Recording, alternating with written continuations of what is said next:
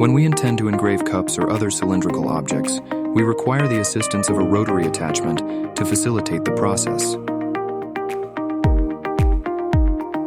Lower the honeycomb board by controlling the Z-axis, allowing us to position the rotary attachment into bolt with ease.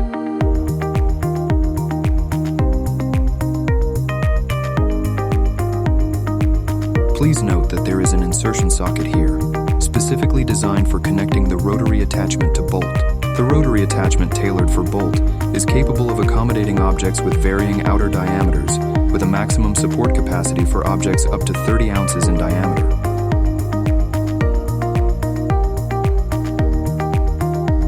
Now, we need to measure the outer diameter of the object we are about to engrave.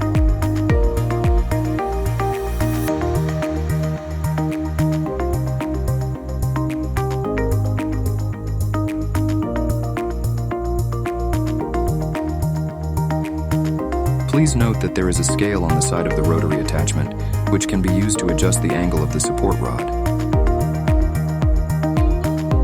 Now let's secure the item onto the rotary attachment and prepare for the engraving process.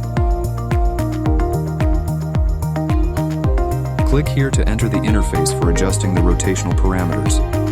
Pay attention to set a step value of 12,000 and input the outer diameter of the object you intend to engrave.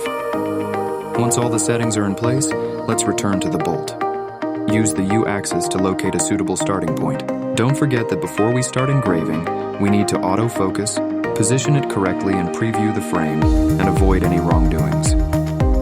Okay, now let's look forward to the final result together. After completing the work, please remember to press the small button above the insertion socket before removing the rotary attachment. Thank you for watching. Hope you have a nice time with Thunderbolt.